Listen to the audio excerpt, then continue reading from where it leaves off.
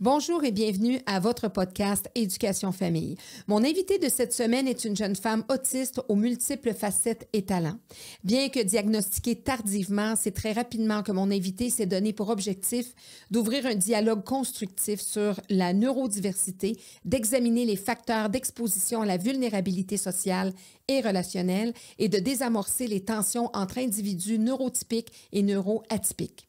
Elle vient nous parler bien sûr de son parcours, de ses réalités, mais aussi de sciences pures, de son talent pour le chant, de son travail comme dramaturge ainsi que dans le domaine de l'éducation. Nous pourrons même parler avec elle de la communauté LGBTQ, de financement pour le domaine culturel, de la communauté autochtone, de cabaret burlesque et même des feuillages. Je reçois donc une jeune femme diversifiée tant dans ses discours, ses engagements que dans ses loisirs. Bienvenue à J.C. Beaulé. Afin de partager, discuter, apprendre, rencontrer, s'informer et comprendre ensemble sur tous les sujets concernant l'éducation et la famille, bienvenue ici à votre podcast Éducation Famille. Merci. Quelle introduction. Merci beaucoup, Claudine. Wow.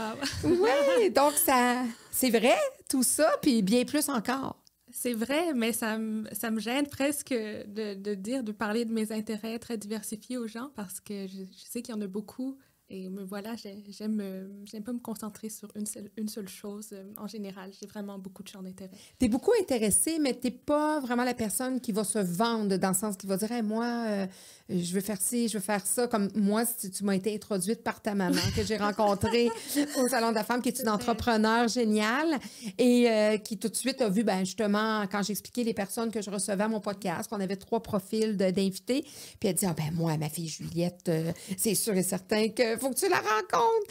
Et tu es là aujourd'hui, puis c'est vrai, parce que tu as un parcours intéressant, spécial quand même. Et comme je disais d'emblée, tu es une jeune femme autiste, mais tu as eu un diagnostic tard que tu es allée chercher toi-même. Oui, tout à fait. Donc, je pense que j'ai su que j'étais autiste environ vers les 18 ans, je crois, 18-19 ans. J'ai commencé à vraiment savoir avec certitude, mais je suis allée chercher mon diagnostic vers les 21 ans. Et qu'est-ce qui t'a amené à faire ça? Qu'est-ce qu'il y avait de différent chez toi? Mon Dieu, je savais qu'il y avait une différence de l'ordre du fonctionnement. Pas quelque chose de spirituel ou ni quelque chose d'anodin. Je savais que ça faisait fondamentalement partie de moi, que je faisais partie d'une minorité ou que j'avais une différence socialement depuis aussi loin que je puisse me souvenir, en fait, depuis la maternelle, même la pré-maternelle. Et durant mon adolescence, j'ai essayé de mettre un doigt là-dessus sans succès. Mais mon papa s'était fait diagnostiquer. Je pense qu'il était dans la fin quarantaine, début cinquantaine, au moment d'obtenir son diagnostic. Ça a été très positif dans sa vie d'identifier ce que lui-même ressentait comme différence. Moi, je n'étais pas encore rendue dans une compréhension de l'autisme qui me permettait de moi-même me dire je le suis. J'avais beaucoup de jugements, j'avais intériorisé beaucoup de choses en lien avec l'autisme et je ne voulais pas vraiment m'associer à ça. Et puis un jour, je me suis posé les bonnes questions, je me suis documentée et j'en suis venue à l'évidence que je devais être autiste moi-même. Je me suis fait à l'idée, j'ai continué à me documenter, j'ai même cultivé mon intérêt pour la neurodiversité et vraiment, quand j'ai été prête, je suis allée chercher mon diagnostic, pas parce que je voulais me faire dire que j'étais malade, mais plutôt parce que je voulais m'affirmer dans cette identité, parce que je considère que ça fait partie de mon identité profonde d'être autiste. Puis à ce moment-là, avant, tu vivais des choses à l'école? Est-ce que c'était difficile? Tu sentais... Qu'est-ce que tu vivais comme élève, comme enfant et comme adolescente? C'est classique d'entendre ça des personnes autistes, mais c'est sans surprise. Là, je pense que je te dis que j'ai vécu beaucoup de rejets. Aujourd'hui, avec le recul, je ne pense pas que j'ai été rejetée seulement par les autres. Je pense que, je pense pas qu'il y a de personne à blâmer dans ce rejet-là. Je pense que ça devait arriver étant donné qu'on ne savait pas. Puis l'incompréhension aussi. Oui, c'est ça. Il y a beaucoup d'incompréhension de la part de de tout le monde sur ce que j'étais, la fameuse bébite. On se fait souvent qualifier de bébite quand on est un petit peu bizarre adolescente, quand on est extraverti. Mais en fait, c'est pas tellement tant que j'étais extravertie que très jeune, j'ai développé quand même une façon de penser qui était bien à moi, une manière de réfléchir sans vouloir adhérer à des tendances sociales, à des normes, à des modes notamment. Et puis, je pense que déjà ça me mettait en marge des autres jeunes de mon âge. Donc, je veux dire, oui, du rejet par défaut. Puis un grand sentiment de culpabilité parce que je pensais que peut-être tout le monde était comme moi, mais qu'on faisait tous semblant de vivre autrement, OK. De survivre. Tu sentais qu'il y avait une différence? Je me demandais si j'étais une personne authentique. Tu vois ce que je veux dire? Parce que je mettais tellement d'efforts à contrôler ma posture, à conformer ma façon de parler aux gens. Je faisais tellement d'efforts à me rendre intelligible que je me sentais coupable là-dedans. Je me disais, est-ce que je suis vraiment... Puis je voulais être une personne très authentique, très intègre, et je me demandais si j'étais pas hypocrite de faire ça, si les autres le faisaient aussi, et si jamais j'avais à m'en vouloir pour ça. Donc, c'est vrai que le diagnostic très tardif, ça a quand même permis à la culpabilité de bien s'installer dans ma vie durant l'enfance et l'adolescence. De sentir que tu jouais comme un rôle puis que tu n'étais pas complètement toi-même, mais que tu voulais être toi-même. Mm-hmm. Puis avec l'incompréhension. Et là, ça t'a amené enfin justement à aller dire, écoute, moi, je vais aller chercher, je vais aller voir qu'est-ce qui se passe.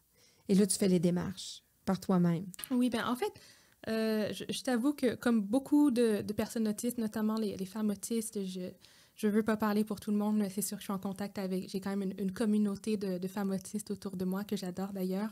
Je veux dire, un des scénarios classiques, c'est qu'on se fait coller toutes sortes d'étiquettes, on se fait mal diagnostiquer à l'adolescence, où il y a des professionnels de la santé qui émettent des hypothèses à l'endroit de notre personnalité.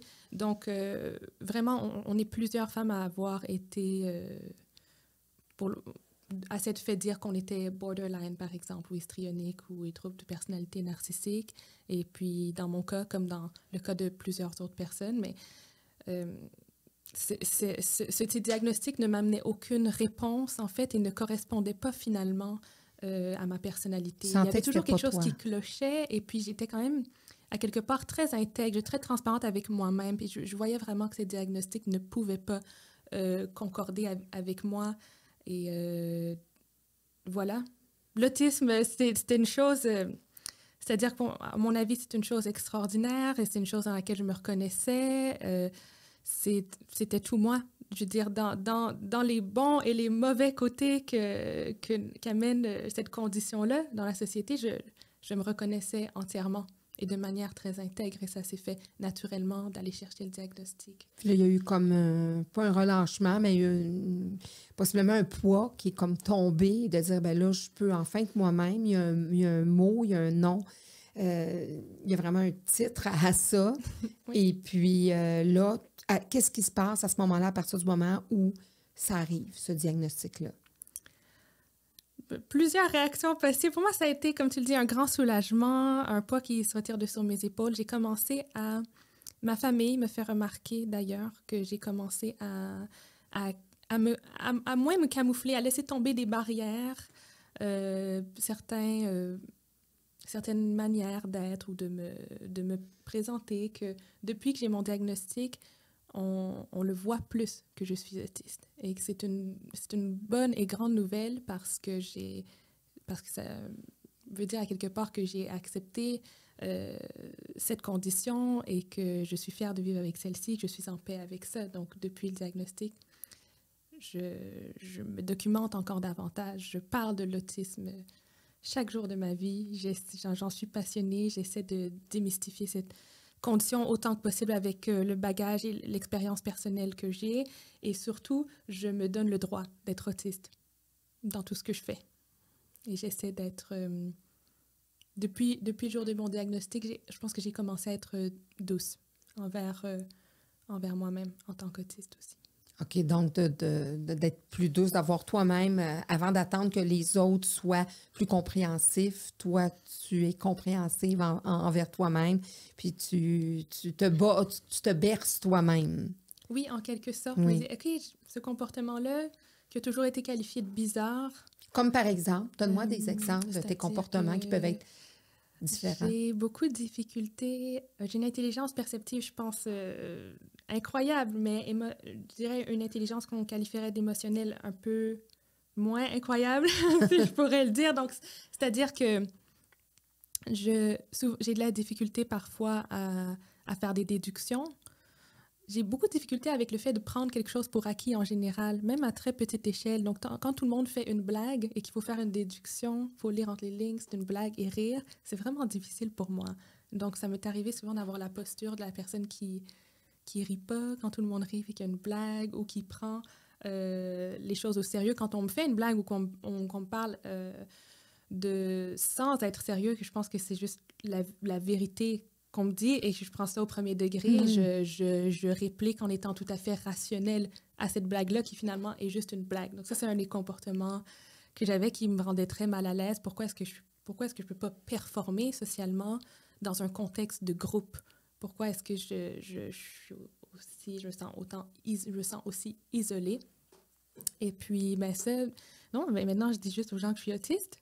Je fais des blagues, puis que vous voyez que je réagis pas. C'est pas parce que je la trouve plate. Je suis autiste et j'ai beaucoup de plaisir, même si je comprends pas toutes les blagues ou je suis pas... tout ce qui se passe, je suis autre chose. Je suis quand même très, très sensible à ce qui se passe dans une conversation. Et puis, j'ai du plaisir d'être entourée par les gens. Je sens et j'observe autre chose qu'eux ne sentent pas et n'observent pas. Et puis, je pense qu'on se complète ainsi.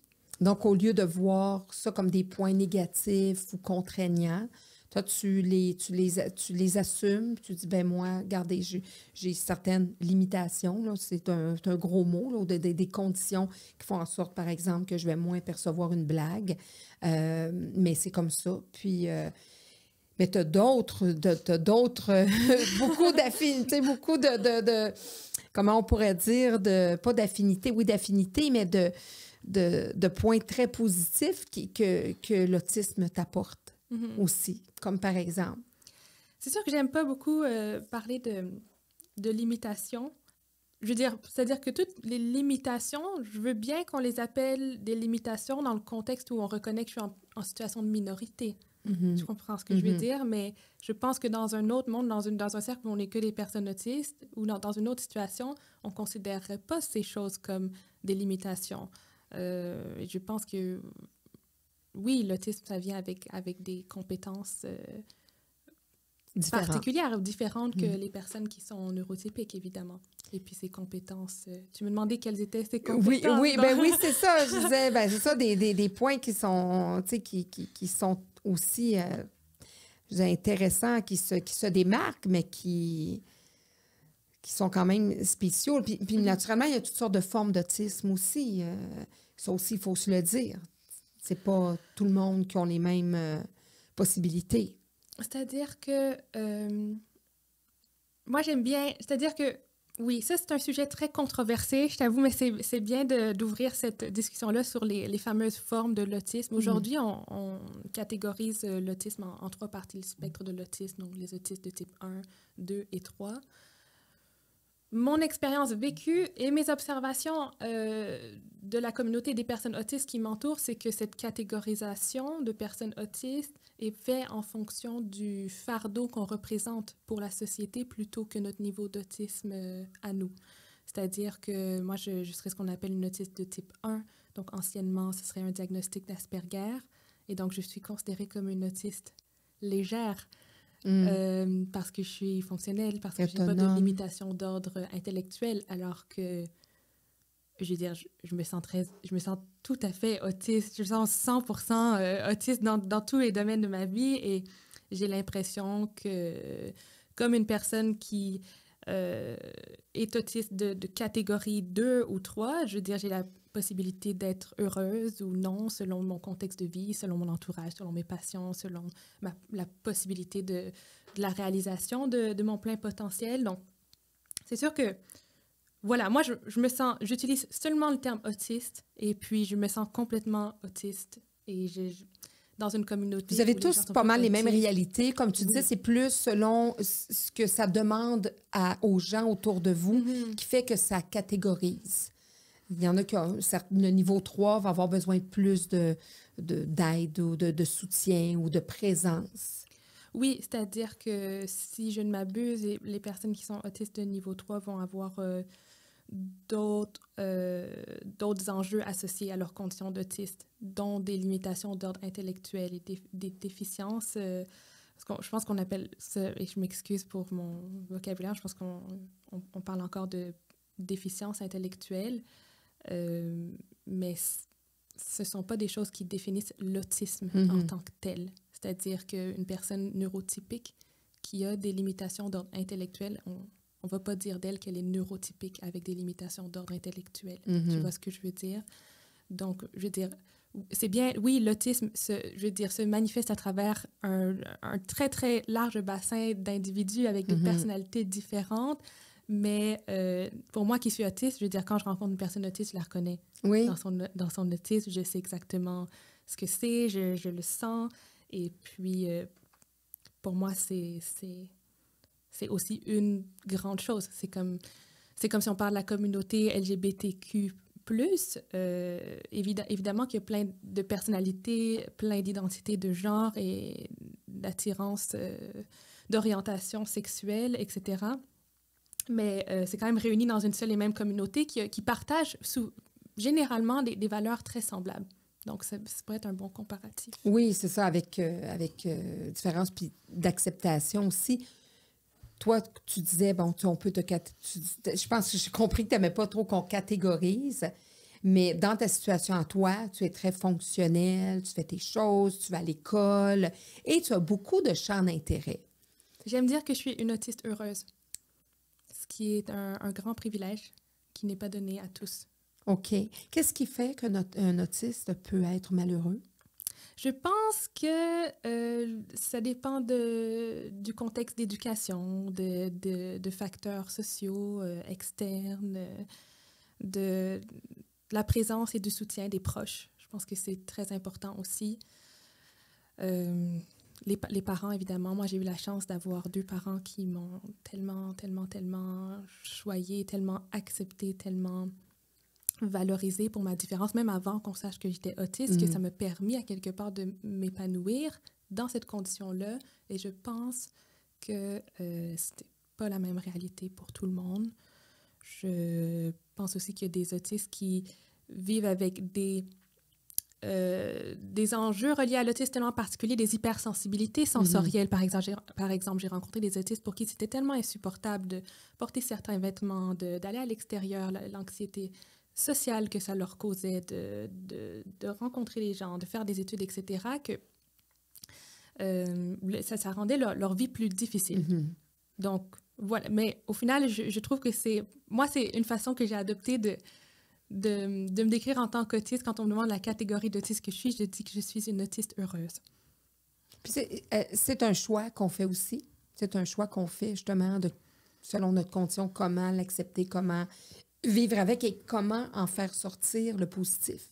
Tout à fait. Toi, naturellement, tu as eu ton diagnostic sur le tard. Et là donc, quel âge as-tu? J'ai 24 ans. 24 ans. Donc, ça fait 5-6 ans là, que tu as eu ton diagnostic. Même, non, c'est à 21, tu m'as dit? Oui, c'est ça. 21, donc, ça fait pas très longtemps. Non, pas si longtemps que donc, ça fait pas très longtemps que tu es vraiment Comment heureuse. en est-on arrivé ici? Non, ça fait pas longtemps que je suis vraiment heureuse. Tu soulèves un bon point, c'est juste. Avant d'être autiste, je pense que j'étais dans le néant. Tu étais aimée, tu étais dans une bonne famille, tu étais bien entourée, tu te sentais en sécurité, mais avec toi-même, tu n'étais pas nécessairement heureuse. Je ne comprenais pas ce qui me séparait des gens et il y avait un grand vide dans ma vie pour ça. Mais c'est vrai que au niveau de ma famille, j'ai rien à dire. Et puis mes sœurs aussi, j'ai 3 sœurs, des amis donc qui m'ont beaucoup soutenue. Mais voilà. l'autisme, le diagnostic et la compréhension et le développement de l'intérêt pour l'autisme. Parce que c'est pas tous les autistes là, qui vont venir dans un podcast parler d'autisme. Pas tout le monde est passionné de l'autisme. Moi, ça tombe vraiment dans mes intérêts très spécifiques. Donc, ça a comme alimenté ma joie, mon bonheur. Puis tu es personnellement impliquée oui, vraiment, dans le vraiment. sujet.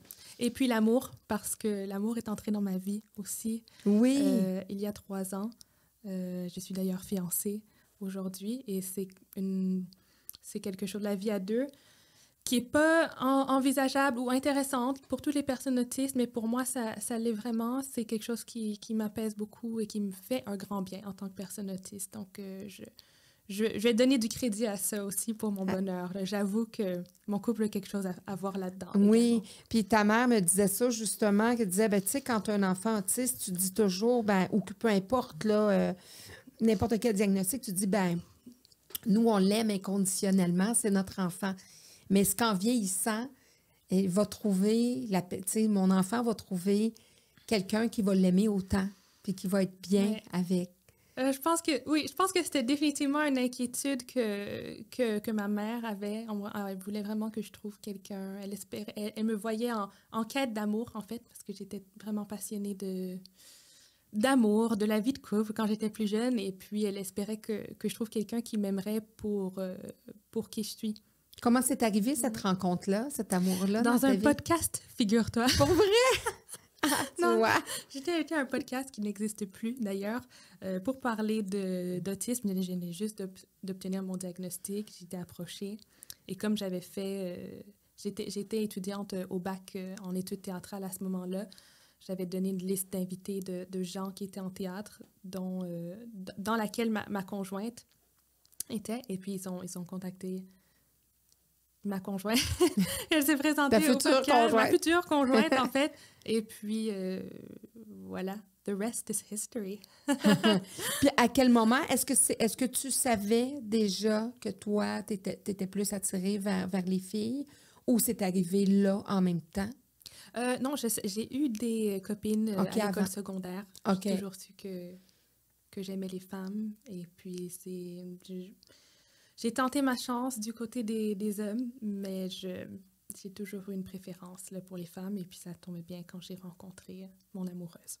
Est-ce que d'être avec une femme, tu rencontres plus, justement, en étant autiste, le côté compréhensif, le côté enveloppant qu'une femme va offrir plutôt qu'un homme? Ça va être différent? Je pense que c'est peut-être pas nécessairement un côté enveloppant, mais je suis d'accord avec ce que tu dis dans le sens où, oui, tout à fait, mais pas pour le côté enveloppant ou féminin, mais pour la question surtout. En fait, ma conjointe, c'est une personne qui est féministe, qui se dit féministe et qui est à l'écoute de ces enjeux de société, de féminisme intersectionnel et qui comprend ce que c'est de militer pour une cause, de militer pour une communauté qui est opprimée, de militer pour des droits, de revendiquer des droits. Donc, c'est quelqu'un qui est quand même à même de comprendre un système d'oppression et le fonctionnement du système d'oppression. Donc, puis ça a été, je t'avoue que ça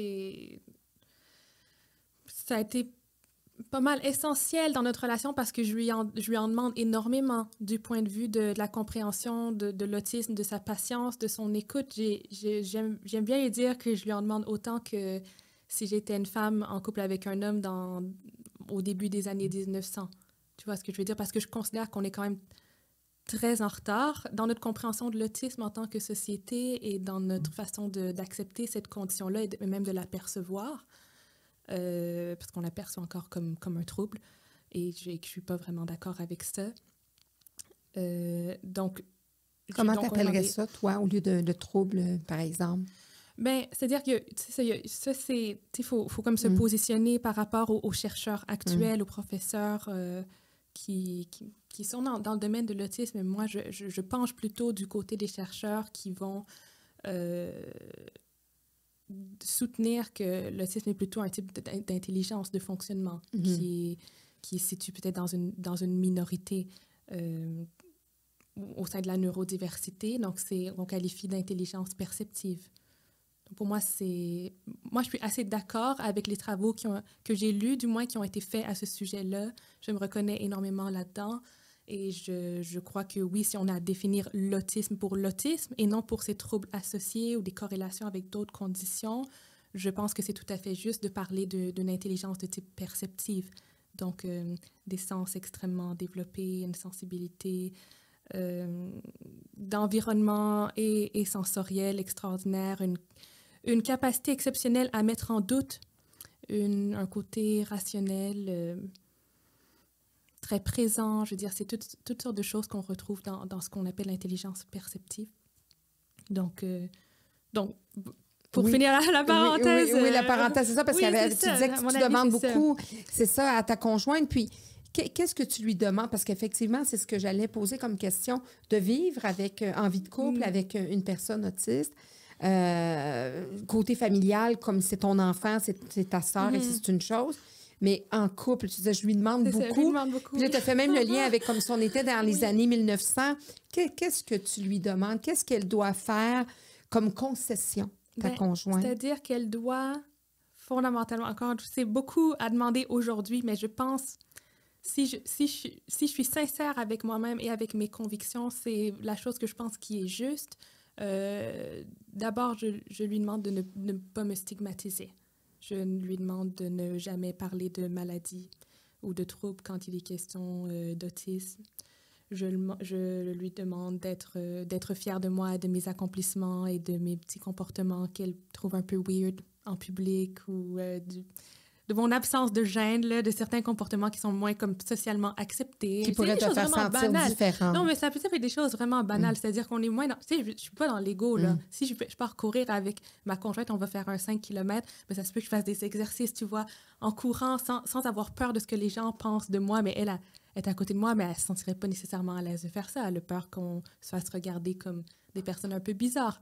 Moi, en tant qu'autiste, c'est pas quelque chose qui m'affecte, tu vois. Donc, c'est comme toutes sortes de petites choses comme ça. Je lui demande de la patience et beaucoup d'écoute et de flexibilité avec la manière dont moi, je gère les émotions et les situations stressantes et pour lesquelles j'ai parfois besoin de temps reconnaître mes propres émotions, déconstruire ce qui s'est passé. Ça me demande parfois un certain temps.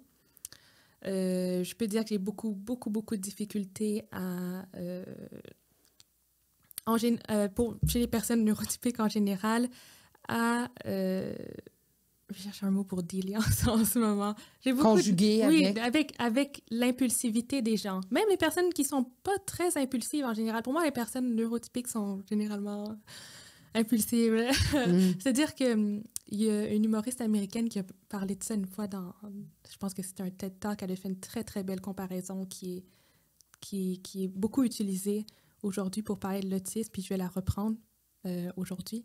Elle a dit qu'être autiste, c'était comme être sobre dans une pièce, plein de gens sous. Et je pense que c'est une très, très bonne comparaison. Et puis, j'aimerais ajouter là-dessus que moi, ma manière de percevoir les gens autistes, c'est souvent des gens qui me font peur, qui sont impulsifs, qui agissent sur le coup des émotions.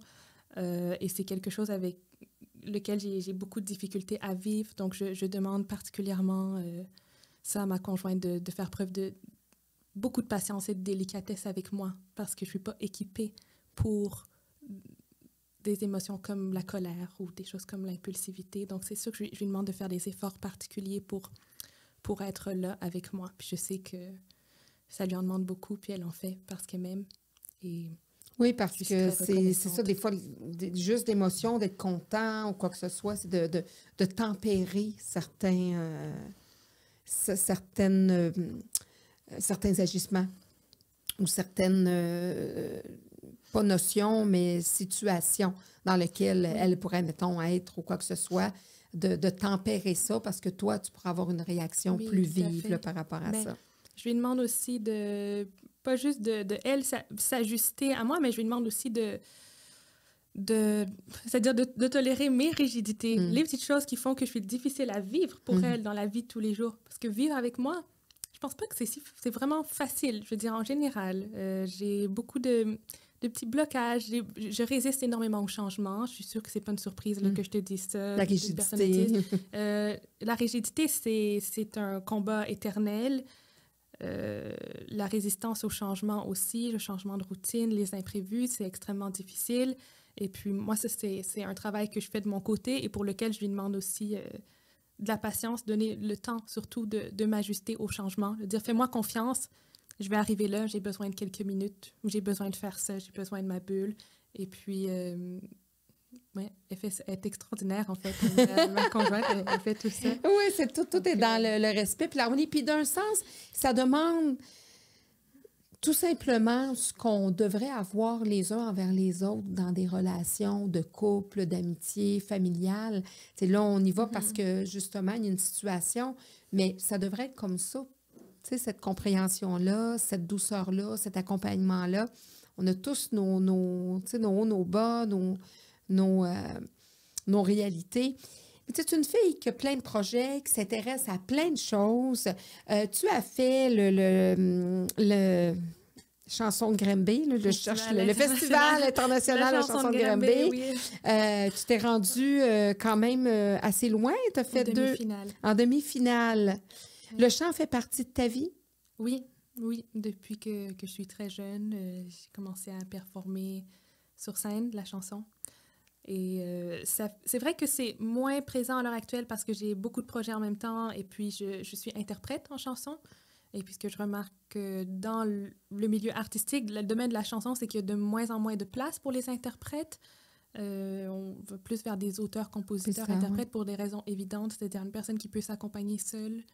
C'est pas qu'on paye des musiciens et des gens qui composent la musique pour eux. Et puis, tu vois, les grands artistes peuvent partir en tournée en solo avec leur instrument. C'est super. Donc, puis je veux dire, je pense pas que ça s'en va en s'améliorant, le financement pour les arts. Oui, parce que ta conjointe est dans les arts, tout ça. Tu es dramaturge aussi. Ouais, tu écris... Donc, je pense qu'il y a moins de place pour les interprètes. Le chant fait toujours partie de ma vie. C'est une de mes grandes passions.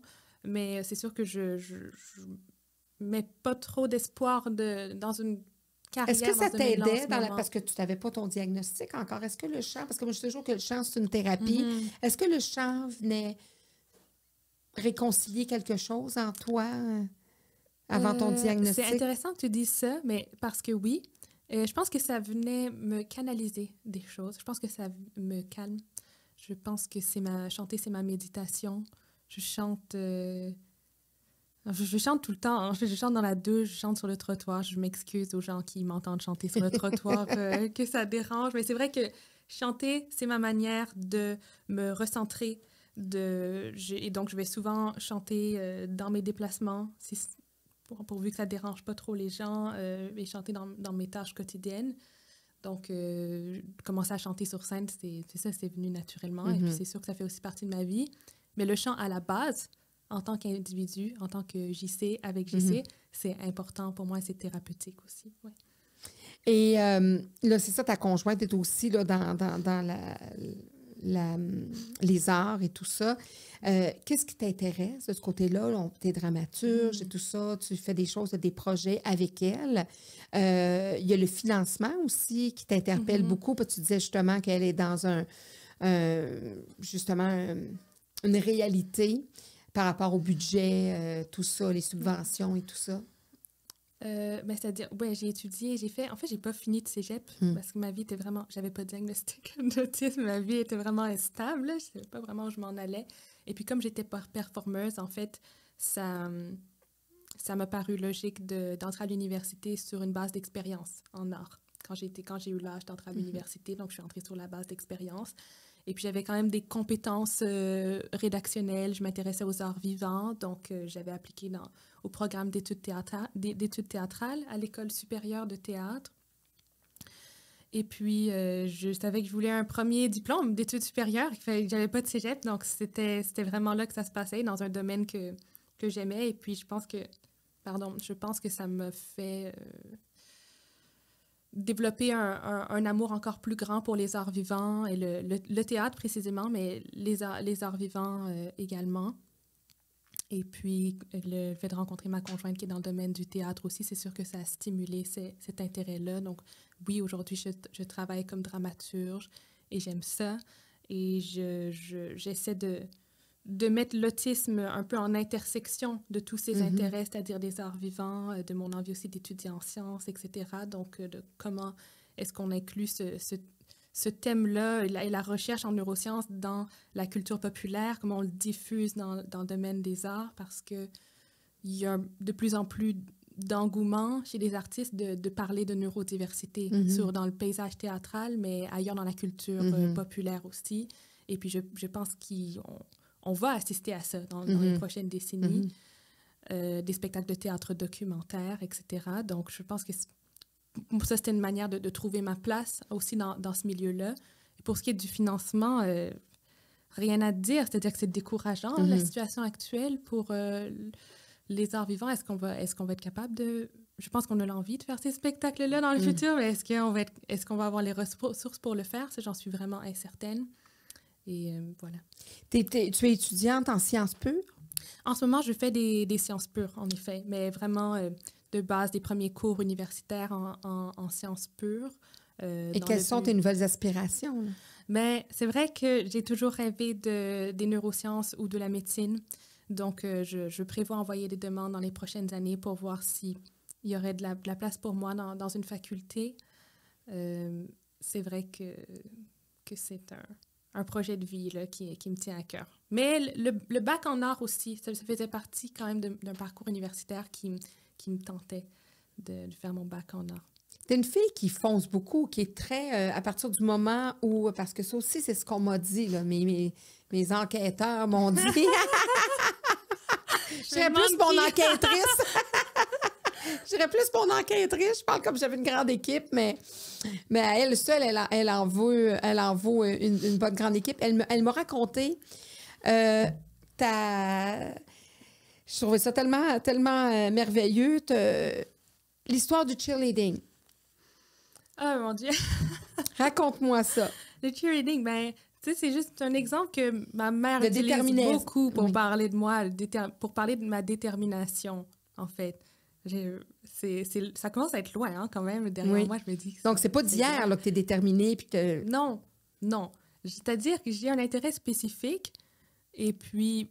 J'ai plusieurs intérêts spécifiques et comme quand j'en ai un, je vois pas pourquoi je ferais autre chose que ça. Mais ça, c'est aussi typiquement autiste, là, de penser comme ça. C'est plutôt aux personnes typiques que je retourne la question, pourquoi est-ce que vous vous concentrez pas sur les choses? Quand vous commencez quelque chose, vous le finissez pas. Non, mais c'est vrai que comme les enfants, moi, comme enfant autiste, on allait faire de l'équitation un jour. Je sais que beaucoup d'enfants font ça, mais particulièrement, moi, c'était vraiment présent chez moi après la journée d'équitation. Est-ce qu'on y retourne demain? Tu vois, quand est-ce qu'on y retourne?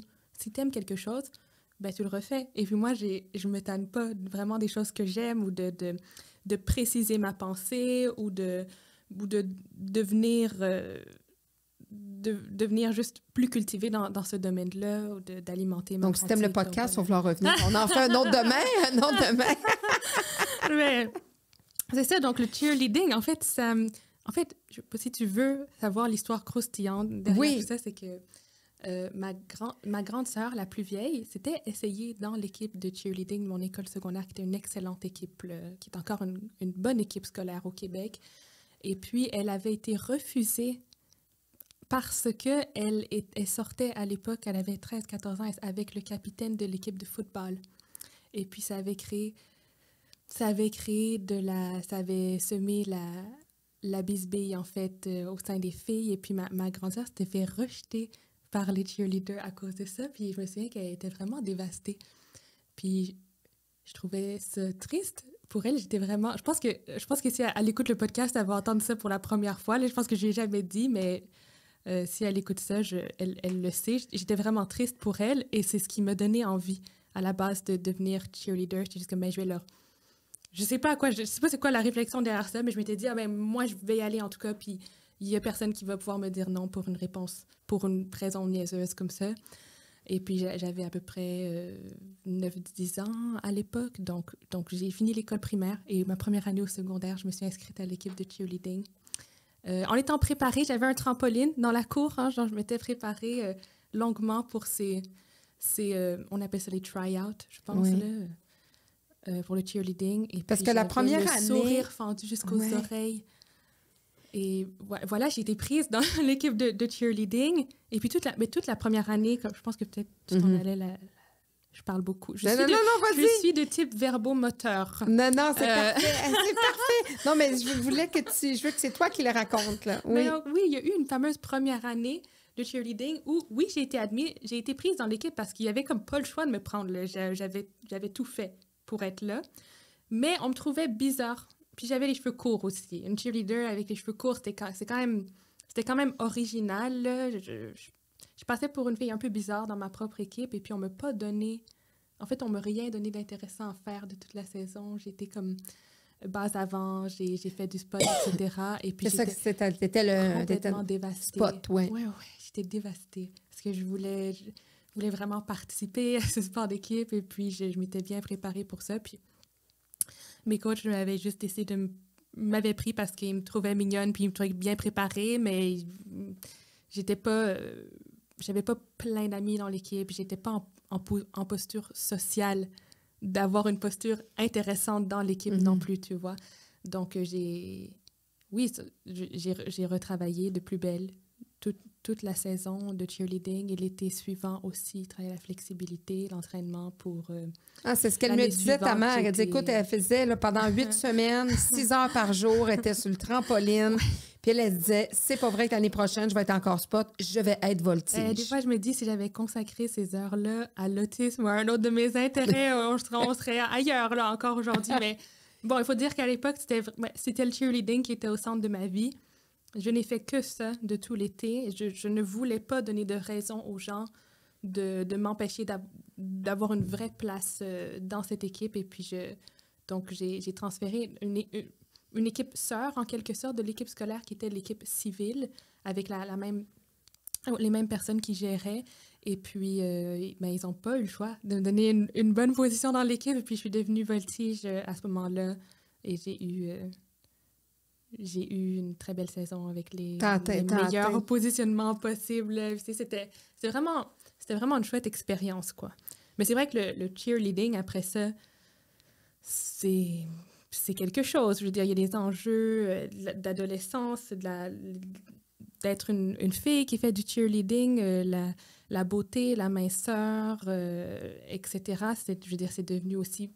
Parce qu'il fallait comme garder un certain poids aussi pour rester voltige, etc. Puis je pense que ça finit par prendre le dessus. Et puis finalement, j'ai quitté l'équipe de cheerleading. Oui, parce que là, justement, avec ça aussi, ouais, puis là, tu savais pas que tu avais justement, là, que tu étais autiste et tout ça. Et là, ça venait possiblement l'anxiété. Oui, c'était trop, là. C'était trop. Ça devait être lourd.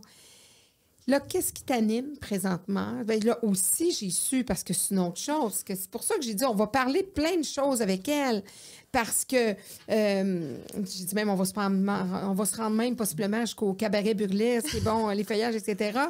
LGBTQ, on comprend pourquoi tu es investie aussi là-dedans, mais tu as reçu dernièrement la confirmation comme quoi tu faisais partie de la communauté autochtone. En fait, oui. En fait, ça, c'est... oui, c'est un grand intérêt dans ma vie, mais avant d'être un intérêt, c'est mon héritage. Hein. Et puis, ça fait comme...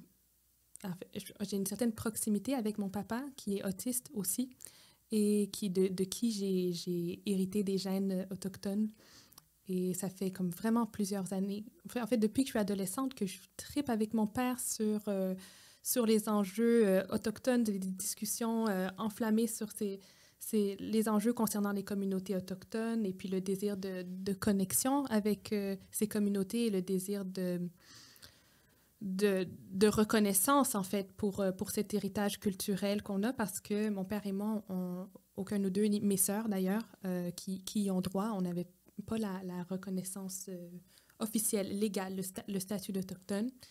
Ce qui n'est pas, je veux dire, on n'en bénéficierait pas grandement, je veux dire... Vous n'êtes pas sur une réserve et tout ça. C'est ça, on ne vit pas au sein d'une communauté qui est mise dans une réserve. Là, c'est vraiment pour une question d'appartenance, en fait. Mm-hmm. Moi, c'est quelque chose qui me dérangeait énormément. Mon grand-père, Raymond, qui est métis, avait pas mal tout abandonné. Là, l'histoire que je connais, c'est qu'il a pas mal renié, en fait, en quelque sorte, sa culture qui avait été exposée à l'abus des personnes autochtones et qui ne voulait pas s'associer à ces communautés-là et qui reniait toute sa culture. Et puis voilà, il restait plus vraiment beaucoup de traces de cet héritage-là pour se protéger pour les enfants. aussi, Oui, puis tout à pour fait, protéger ses descendants. Pour se protéger, et ça, il n'y a aucun doute là-dessus.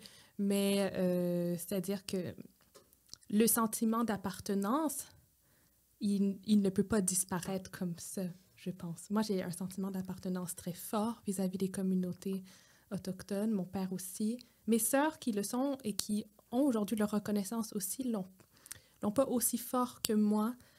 Mais je pense qu'il faut respecter les envies et les besoins de chacun dans cette démarche-là de reconnaissance. Mais mon père et moi, pendant les 4 dernières années, on a fait les démarches auprès de la généalogie de Saint-Boniface et auprès de la Fédération des Métis du Manitoba pour être reconnus parmi les nôtres, en fait. Et puis tout récemment, je viens de célébrer ça avec ma conjointe. On a reçu la confirmation, en fait, de la Fédération des Métis que nous étions officiellement enregistrés comme métis au sein du conseil de bande Elzéar-Goulet, qui est en fait le seul conseil faisant partie de la Fédération des Métis qui est officiellement francophone. Donc voilà, c'est quelque chose dont on est fiers et touchés. Et puis mon père et moi, on prévoit d'ailleurs un voyage au Manitoba cet été pour aller rencontrer d'autres gens de notre communauté. Donc, d'aller toujours au bout des choses. Puis, je trouve que ça a un lien aussi avec le fait, tu disais, à partir du moment où j'ai su que j'étais autiste, je me suis comme reconnue, je me suis... encore là, on est dans un désir d'être reconnu et tu sais, vraiment dans un... moi, je vois quand même une similarité en disant, je veux être reconnue. Ton identité. Oui. Mon identité, c'est... la chose la plus précieuse, je veux dire, qui m'est propre, qui est intrinsèque, c'est une chose sur laquelle je ne veux pas avoir de doute. C'est moi qui suis en meilleure posture pour me connaître, en fait. Et je sais que c'est pas tout le monde qui a cette envie viscérale-là, puis c'est quelque chose qui est difficile à expliquer. Puis c'est pas une question d'être étiqueté non plus ou d'être catégorisé, mais plutôt une question de...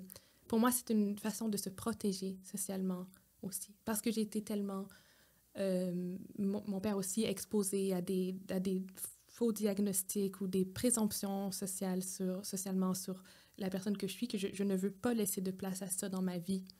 Et c'est important de pouvoir savoir d'où je viens, qui je suis, comment je suis prête à me définir. Et donc, voilà. Oui, tu as raison de dire que ça rejoint la quête de diagnostic en autisme.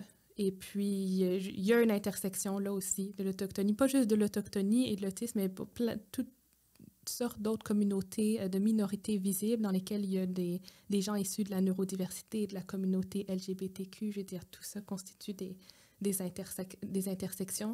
Les gens issus des communautés, des minorités visibles, les personnes autochtones, je veux dire, il n'y a pas de raison de croire qu'ils sont moins autistes, qu'ils sont moins gays, lesbiennes, trans, tu vois, c'est des communautés qui sont autant touchées par ces réalités.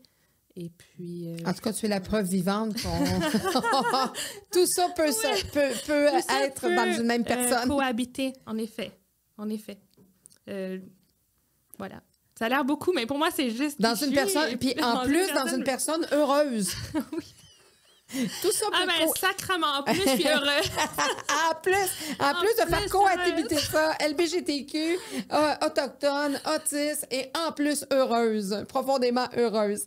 Alors, donc, et à quel moment arrive le cabaret burlesque et tout ça dans ta vie?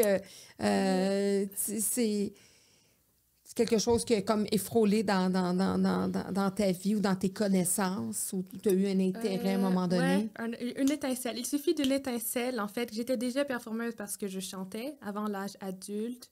Et puis, si tu veux que je sois complètement honnête avec toi, la source de tout ça, des cabarets burlesques, de l'effeuillage, du monde du monde du cabaret, ça m'est venu parce que lorsque j'étais enfant, mes parents m'ont fait écouter Les Triplettes de Belleville. Je ne sais pas si tu connais ce film. C'est vraiment perturbant quand même pour un... Ben, ça peut être perturbant pour un enfant, regarder ce film avec des personnages très, très, très qui ressemblent à des caricatures, très, très exagérées. Donc, c'est un film qui m'impressionnait beaucoup. Et puis, au début du film, il y a un genre de spectacle... Je m'excuse. Un genre de spectacle qui nous est donné à voir dans le dessin animé, dans lequel il y a toutes sortes de performeurs, dont Josephine Baker, qui est représentée avec sa jupe de banane et elle a les seins nus. Et j'étais complètement sous le choc de voir ça, parce que même si c'était un dessin animé, je savais que les femmes, je dirais, se promenaient pas seins nus dans la rue, que les seins, c'était quelque chose de caché. Et puis là, je vois cette femme représentée qui danse de manière très sensuelle devant une foule de gens avec les seins nus. Et je pense que j'ai 5-6 ans. Et puis, je suis complètement... subjuguée par ça. Subjuguée, en admiration. Moi, est-ce que moi aussi, je peux faire ça? Trop cool. Donc voilà, donc ça, c'est vraiment l'étincelle. Elle s'est produite très, très, très jeune. J'étais une enfant étant autiste avec pas nécessairement beaucoup de pudeur non plus. Je m'excuse pour les détails, mais c'est vrai que mes parents m'appelaient la tout nue. Donc, c'est vrai que j'adhérais pas beaucoup au principe là, de la pudeur enfant, même adolescente. J'étais bien avec mon corps. J'étais un peu de type clown aussi. Donc, et puis, l'intérêt pour... tout ce qui était burlesque, les feuillages, j'étais quand même exposée à la culture populaire, donc à des RuPaul's Drag Race avec comme invité Dita Von Teese, par exemple, ou Amber Rose, des femmes comme ça très, très, très sensuelles avec une grande notoriété. Ça ne faisait qu'alimenter cet intérêt pour ces personnalités qui osaient être sensuelles et au grand jour, en fait, qui assumaient cette posture-là socialement. Je trouvais que c'était comme héroïque en plus. Parce que je me disais, quand on est dans toutes sortes de domaines dans la vie, on peut pas, et surtout quand on est une femme, on peut pas assumer de faire de l'effeuillage ou de travailler dans des cabarets, etc. Je veux dire, c'est l'émancipation qui est très difficile aussi à assumer, tout à fait. Donc oui, c'est vrai que quand j'ai eu 18 ans, c'est un monde que j'ai voulu explorer et que j'ai effleuré par le chant. Et voilà, c'était une super expérience. J'ai beaucoup d'amis dans la communauté burlesque, en fait, de Montréal, qui est vraiment une communauté que j'adore, qui est, à mon avis, une des communautés artistiques les plus inclusives au monde. Et puis, je me sens... Oui, parce que tout le monde, peu importe comment tu t'habilles, peu importe ce que tu veux faire, on est dans l'acceptation à ce moment-là. Puis, comme tu disais, quelque chose t'intéresse, tu y vas à fond. Donc, toi, il y a quelque chose qui t'allume comme ça, tu vas aller au fond des choses. Tu vas t'informer, tu vas étudier, tu peux même aller faire une formation là-dessus. Oui. Oui. Tu vas aller jusqu'au bout de...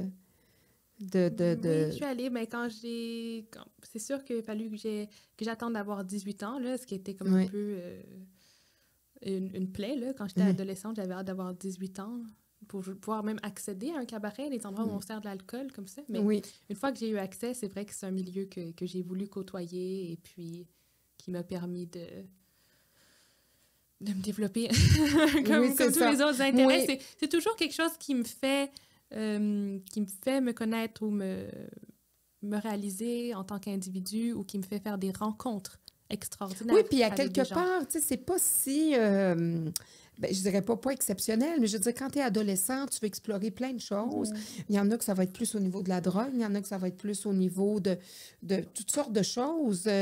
Donc, c'est tout simplement un intérêt, justement, à l'exposition du corps différemment, tout ça. Donc, à quelque part, oui, il y a le trait autistique en lien avec ça, mais il y a le fait que tu étais une adolescente aussi, avec toutes les hormones, puis toutes les... Oui, c'est vrai. C'était à quelque part normal. Oui, puis j'avais l'air d'être une adulte. Oui. Aujourd'hui, j'adore être jeune. Je pense que la jeunesse, c'est quelque chose de vraiment précieux, puis je veux pas avoir honte de mon âge ou essayer d'avoir l'air plus vieille, mais c'est vrai que quand j'avais 16, 17 ans, là, même quand j'étais enfant, Je rêvais d'être adulte.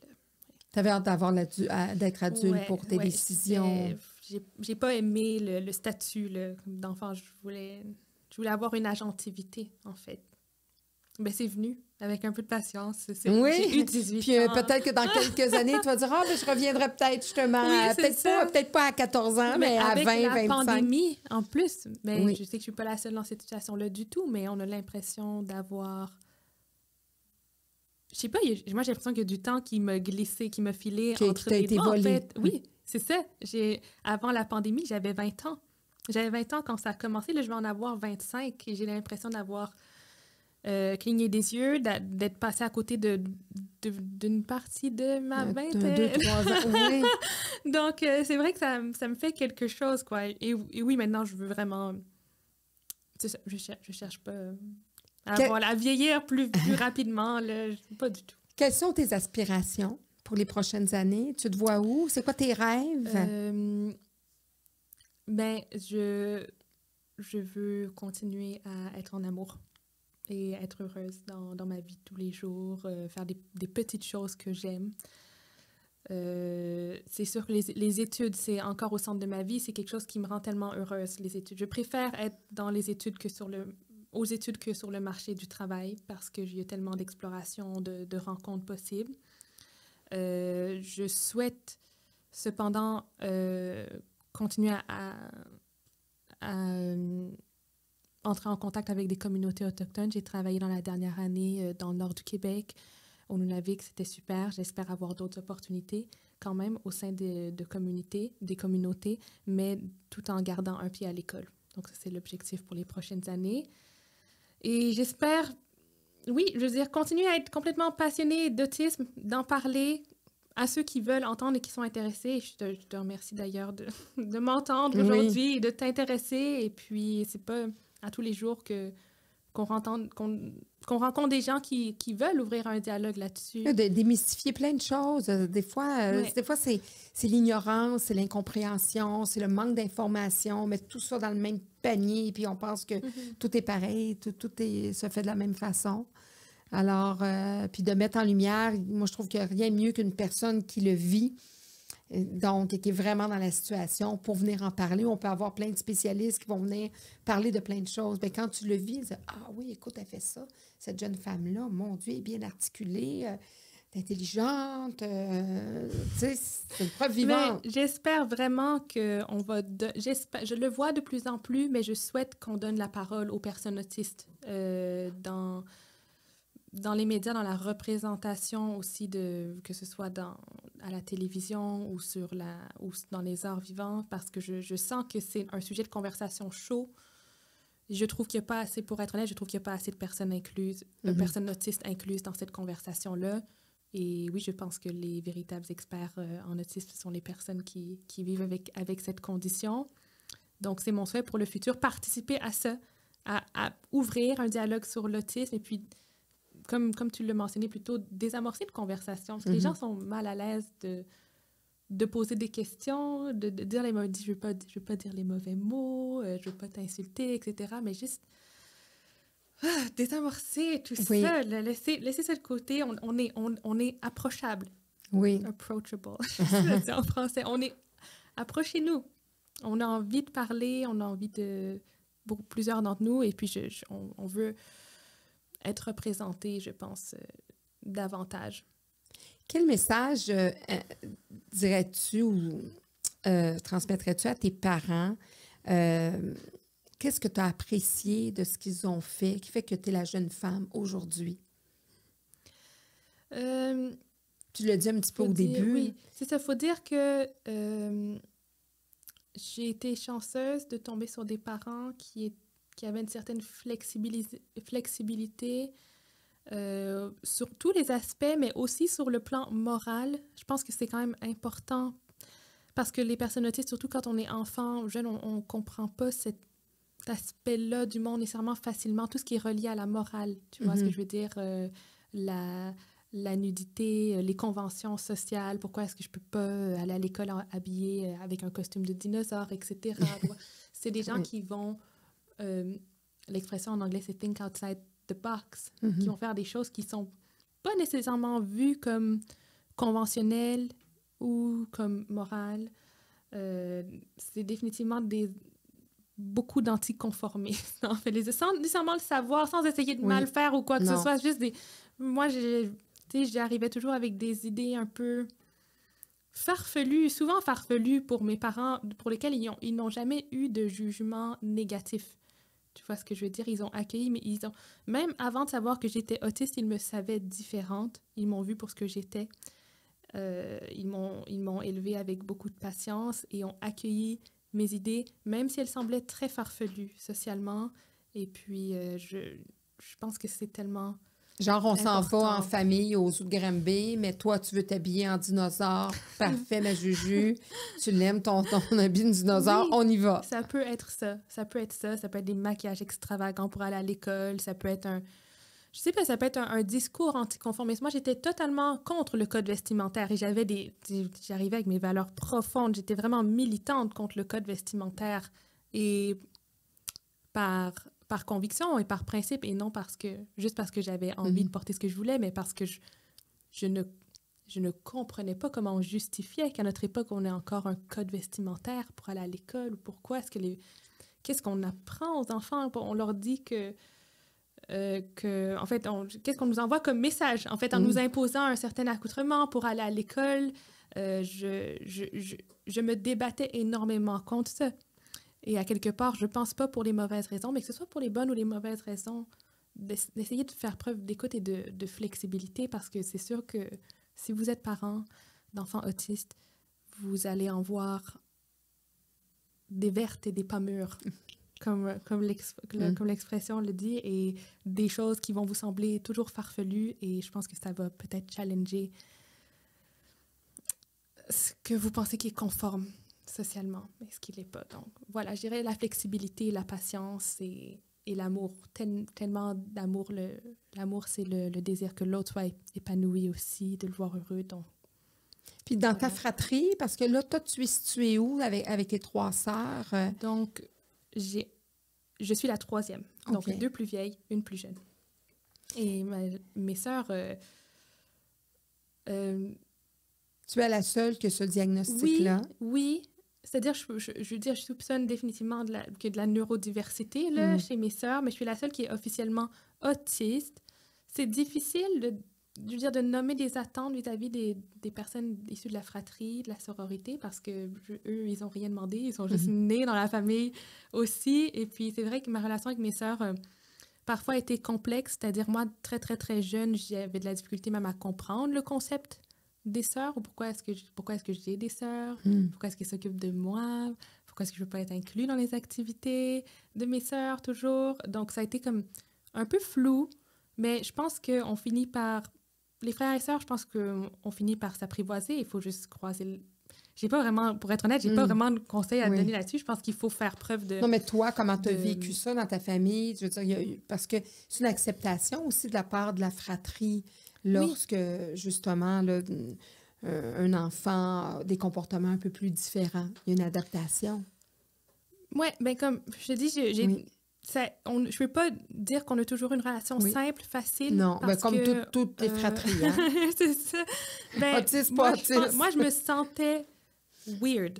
Des fois, même au sein entre mes sœurs, là. Et moi, mes sœurs avaient des chums aussi. Quand elles étaient au secondaire, elles étaient comme quand même populaires et cool. Et moi, je me suis souvent sentie weird. Fait que ça, c'était comme mon expérience. Mais je sentais pas pour autant qu'il n'y avait pas d'amour. Je sentais juste que des fois, il y avait une incompréhension des deux côtés. Et puis qu'avec le temps, surtout avec l'âge adulte, ce genre de choses-là, ça se replace aussi avec les discussions d'adultes et la volonté de se comprendre, de faire son bout de chemin pour aller vers l'autre. Ça doit faire des beaux parties de famille. Je pense que nos parties de famille sont vraiment entertainants. Je pense qu'ils sont intéressants. Déjà avec ta maman, elle seule. Ma mère a des places de l'air. Oui. Mais ça prend souvent une maman comme ça, quand on a un enfant autiste, j'imagine. On doit...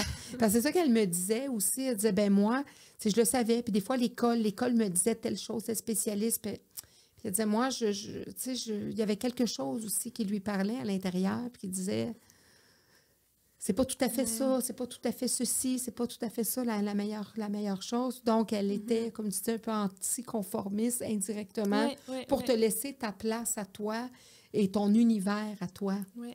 Elle m'appelait sa petite fée. Oui, c'est vrai, elle me l'a dit. C'était comme son diagnostic à elle, j'étais une fée. Elle n'avait pas mes sœurs comme ça. Il y avait quelque chose de...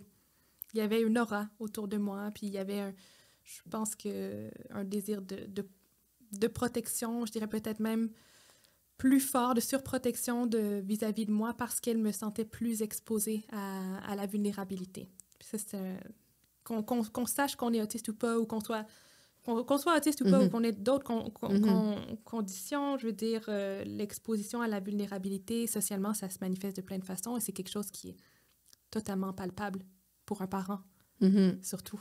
Oui, puis on arrive en mode protecteur rapidement. Donc, elle était vraiment comme...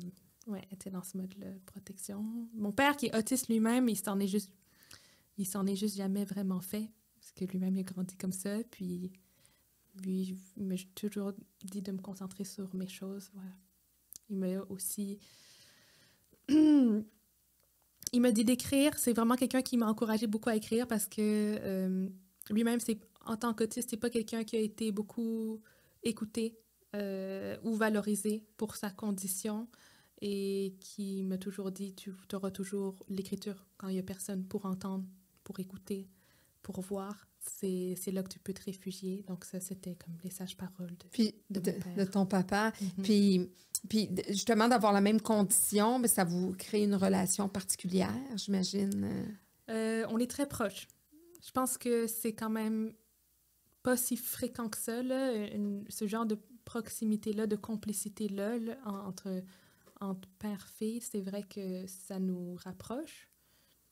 Puis, ouais, vous reconnaissez. Très privilégié. La relation que j'ai avec mes deux parents est complètement différente, les deux.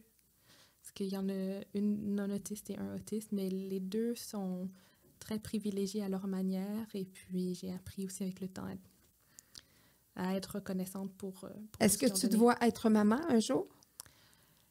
J'aimerais ça. J'aimerais ça. J'ai beaucoup été attirée par la grossesse dans ma vie, la maternité, l'accouchement, etc.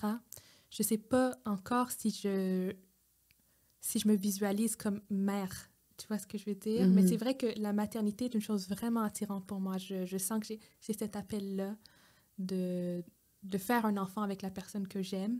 Mais je pense, est-ce que le projet se réalise? C'est vraiment quelque chose qui est à suivre pour le moment. Et d'autant plus que je suis lesbienne. Donc, ça, c'est aussi comment est-ce qu'on s'y prend? Oui, c'est ça. Est-ce qu'on va vers l'adoption, la fécondation? Oui, c'est ça. C'est sûr que c'est une grande discussion pour les membres de la communauté LGBTQ+. Donc, voilà, c'est à suivre, mais je dirais que je penche plutôt pour un oui que pour un non. Et en terminant, y a-tu un message que tu aimerais laisser justement aux personnes autistes qui se sentent encore exclues ou qui ont du mal à prendre peut-être la place que toi, tu te réserves ou qui n'ont pas encore appris ou qui n'ont pas encore travaillé sur le fait de s'accepter, puis comme tu disais, là, d'être doux avec eux-mêmes, comme toi, tu le fais pour toi? Je pense que si j'ai un message à passer aux personnes autistes qui écoutent aujourd'hui, ce que j'aimerais dire qui est le plus important pour moi, c'est que je sais qu'en tant que communauté, on est encore très divisé par les enjeux du secteur de la recherche. Puis on est divisé par le fait mais on veut ultimement souvent tous la même chose, être reconnu pour ce qu'on est. Et puis d'un côté, les personnes qui disent « je suis malade, j'ai un trouble, j'ai un handicap social et je veux être vue comme telle ». Et l'autre groupe très revendicateur qui dit « l'autisme n'est pas une maladie, au secours, c'est comme quand l'homosexualité était dans le DSM-5, c'est ça, l'autisme aujourd'hui. » Donc, je trouve qu'on est comme dans des camps très polarisés en tant que communauté. Et ce que j'aurais à dire, c'est que je souhaite qu'on trouve des moments et des façons de se rejoindre pour nos envies profondes et et qu'on ne soit pas aliéné dans ces disparités du point de vue de la recherche. Et puis, pour ce qui est de l'acceptation de soi, en fait, je pense que, comme je te dis, je pense que ça dépend du contexte et de la personne, mais je veux dire, mon meilleur conseil, c'est de suivre son instinct et d'aller vers l'intérêt qui te rend heureux. Il y a, tu sais, je vois, au lieu de on se fait beaucoup dire qu'on est rigide, on se fait des fois reprocher d'être obsédé par ce qu'on fait, mais si c'est ce qui rend heureux, si c'est ce qui te rend heureux... Si ça fait pas de mal aux autres. Et que ça fait pas de mal aux gens, il faut foncer, quoi. Il faut foncer. C'est cliché, mais voilà, c'est la vérité. Donc, je souhaite qu'on ne soit pas divisés et je souhaite qu'on se développe tous et toutes à notre plein potentiel en tant que personne autiste, peu importe ce que ça implique pour chacun d'entre nous. En tout cas, tu es bien parti pour tes propres conseils et effectivement, c'est ce que tu fais. Tu te donnes tous les moyens, toi, de t'émanciper, puis d'être heureuse, puis d'aller vers les sujets, vers les projets qui t'interpellent. Ce fut une belle rencontre, Juliette. Vraiment, j'y sais. Merci pour l'invitation. Pour ta rencontre, vraiment. C'était une belle rencontre. Et tu sais que je remets un diplôme à mes invités? Non. Tu ne savais pas ça? Non, parce que beaucoup vont voir mes podcasts, mais ils ne vont pas les écouter jusqu'à la fin. Donc, moi, ça m'arrange un peu parce que c'est toujours une surprise. Alors, certificat d'engagement décerné à J.C. Bollé. Pour son talent en chant, ses intérêts artistiques et pour sa performance au Festival de la chanson Grimby, pour ses qualités de dramaturge et ses réalisations professionnelles, pour son implication dans le milieu de l'enseignement, parce qu'on n'en a pas parlé, mais tu as eu une petite implication aussi dans le milieu de l'enseignement, pour sa toute nouvelle reconnaissance en tant qu'autochtone, pour son soutien à la communauté LGBTQ, j'ai pas mis le plus. On le mettra. On le mettra. Pour sa résilience et sa détermination pour tous les projets qu'elle entreprend, pour les nombreux sujets et projets auxquels elle s'intéresse, pour son ouverture sur le monde et son engagement envers la vulnérabilité sociale, pour la fierté qu'elle instaure auprès de sa famille. Merci, JC. Ça me touche incroyablement. Merci beaucoup. Merci. C'est wow. Pour une jeune femme d'à peine 25 ans... Tu as fait beaucoup de choses. Ben, merci. Tu t'es intéressée à beaucoup de points. Merci pour l'invitation. Merci de donner une plateforme aux gens pour parler de leur histoire et de la particularité de leur parcours. Et voilà, merci. Ben, merci de faire briller l'autisme. Parce que vraiment, c'est ce que tu fais, JC. Tu fais briller l'autisme. Et on en a beaucoup besoin de personnes comme toi, de faire briller parce qu'une personne autiste peut être heureuse, peut être très bien fonctionnelle dans la vie, peut avoir une vie, peut avoir des enfants, peut être en couple, peut être aimée, peut aimer, peut avoir une famille géniale. Et peut être heureux totalement jamais en couple. Non, non plus, c'est ça. Complètement solitaire. Oui, c'est ça. Tout est possible. Oui, avoir des amis, avoir un réseau... avoir des gens autour de... Puis c'est aussi des choix de s'entourer de personnes qui vous permettent d'être bien. Puis d'être... Tout à fait. Je ne pourrais pas dire mieux. Comme vous êtes. Parce que ça aussi, ça aide. Peu importe les conditions qu'on peut avoir. Là, on parle d'autisme, mais ça peut être n'importe quelle autre condition. Et de s'entourer de gens bienveillants et qui nous respectent dans ce qu'on est, ça fait toute la différence. Sage parole. Très sage parole. Merci beaucoup, JC. Merci, À la prochaine.